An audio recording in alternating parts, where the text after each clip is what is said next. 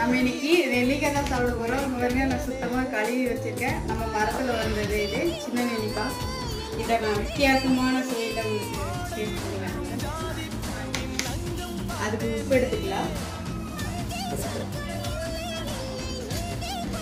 வரமிளகாய், கொஞ்சம் கருவேப்பிலை, இது நல்லா இடிச்சு எடுத்துக்கலாம்.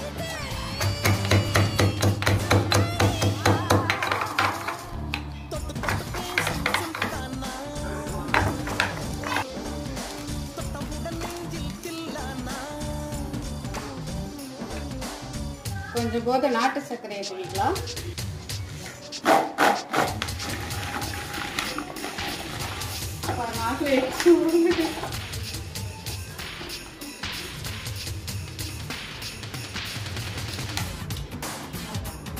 வேற லெவல் நச்சம் வந்து